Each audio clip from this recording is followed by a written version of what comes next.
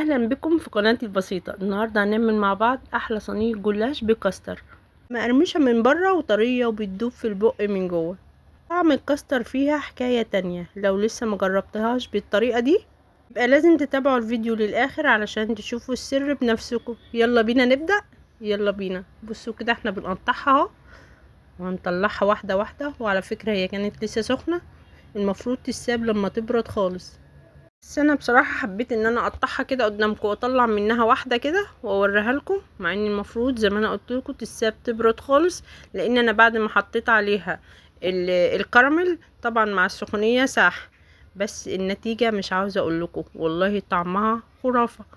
جالك ضيف فجاه، اولادك طلبوا منك حاجه حلوه تعملها لهم، احلى تحليه واسرع تحليه هتعمليها. يلا بينا نقول بسم الله. لف الجلاش، وده نص كيلو جلاش.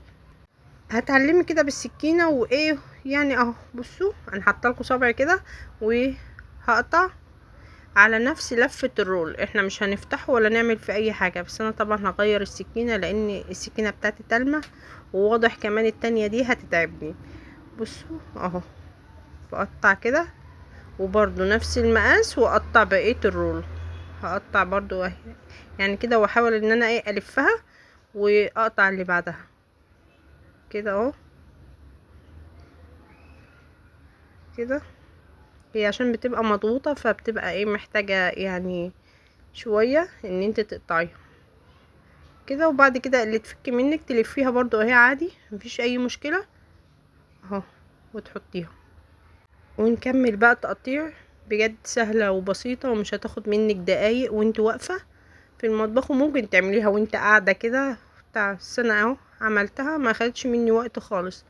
هو كل ما في الحكاية بس ان انت بتقطعي الجلاش الاول اهوت، وبتحطيه في الصينية زي ما هو، مش هنعمل فيه اي حاجة خالص، وهوريكم هنعمل ايه بعد كده. ما خلصت بقية الرول كده هخلصه وارجع لكم اهو. جبت الصينية بتاعتنا او القارب اللي انت هتعملي فيها، هتحطيه طبعا فيها بس مش هتضغطيه قوي.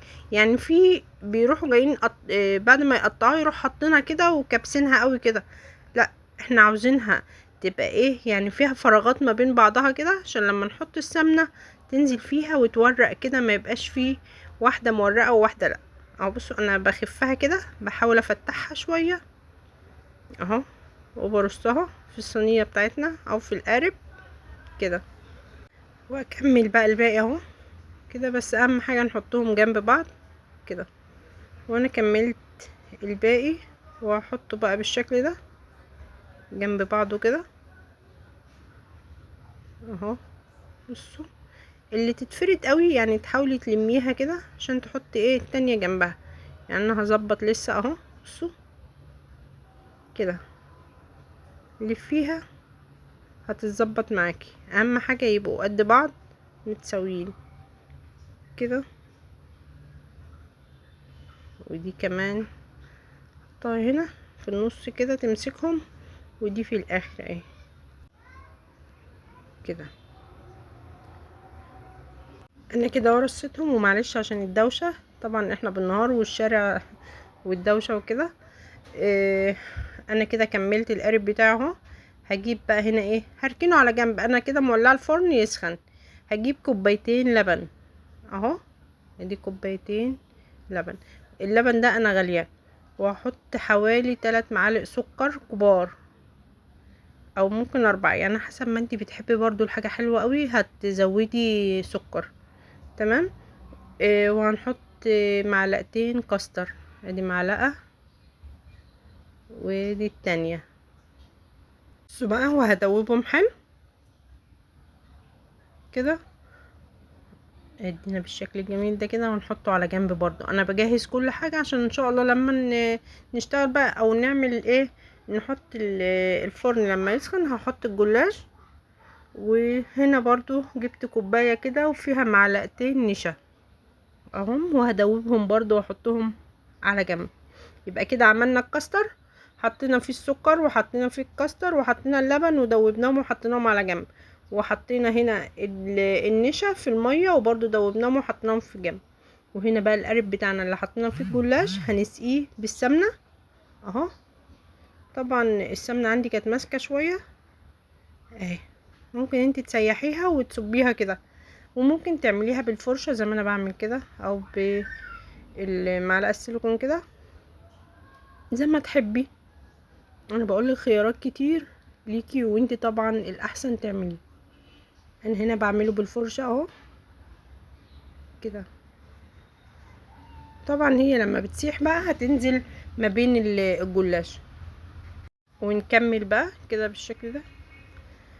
هو سهل وبسيط والله، ومش هياخد منك دقايق، فانا عشان كده حبيت ان انا اجهز كل حاجة ومرة واحدة نروح بقى نحط يعني الحاجة على النار اهو كده.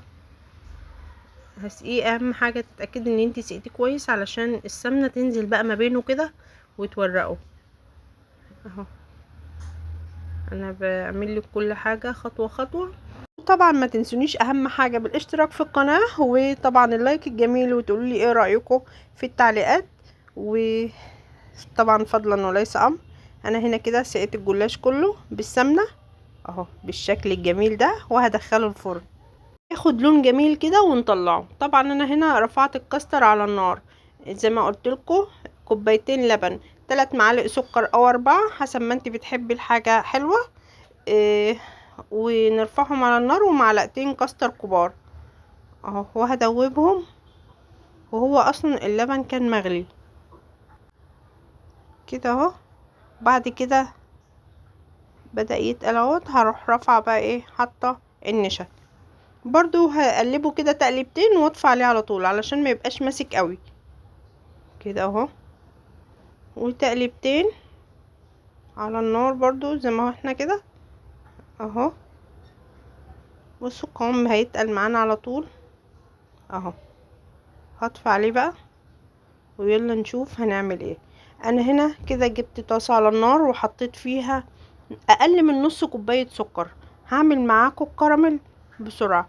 طبعا الخطوة دي اختياري، انت معاكي كيس كراميل تمام، معاكي عندك اي صوص هتحطيه على الوش تمام، مش هتحط اي حاجة برضو تمام، يعني هتمشي كل حاجة. بس انا طبعا علشان كده ايه، انا بعملها وحبيت ان انا اعملها معاكم، فانا حبيت برضو اعمل لكم الصوص ده كده سريع.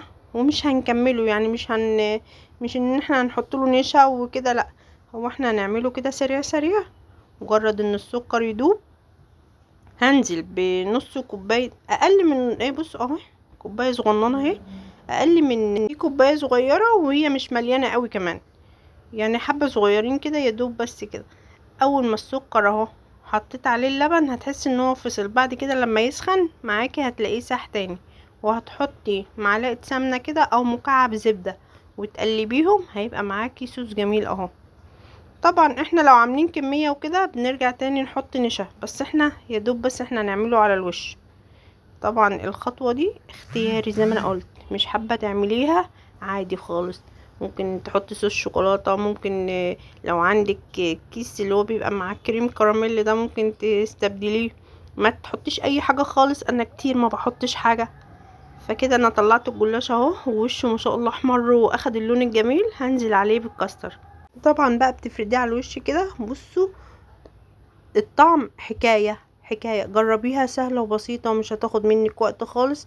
انا هنا كده حطيت كمية الكاستر كلها. بصوا هنا بقى انا حطيت الكراميل كده في كيس، بس عاوزة اقول لكم بلاش ان الايه تبقوا تستعجلوا زي كده وتحطوه وهو سخن. بصوا ما كنتش قادرة امسك الكيس من السخونية، فطبعا سخن والصينية لسه طالعة من الفرن والكاستر سخن، كله طبعا ساح مع بعضه. بس عاوزة اقول لكم الطعم حكاية، اقسم بالله الطعم حكاية. وبعد كده ما عدتش هتعمليه الا بالطريقة دي، وبرضه هنعمل الطريقة العادية. طبعا زي ما قلت لكم الكاستر لسه سخن ولسه ما مسكتش، المفروض بقى تسيبيها شوية لغاية ما تمسك كده تبقى جميلة. بس انا حبيت اقطعها معاكم عشان تقولوا لي ايه رأيكم، وبجد جربوها على ضمانتي، حلوة قوي. وحابة تاكليها سخنة تمام، حابة تاكليها باردة تمام، وفي الحالتين هتعجبك جدا. بصوا الشكل، هتطلع بالواحدة كده، والطعم حكاية، واولادك هتحبها. ولو عملتيها لاي حد جايلك برضو هتعجبه جدا، وسهلة وبسيطة وما خدتش مننا وقت خالص. اتمنى تعجبكم. تابعوني عشان هعمل لكم افكار حلوة كتير الفترة الجاية دي، وهنعمل طبعا حلويات مولد النبي. كل سنة وانتم طيبين، وسلام.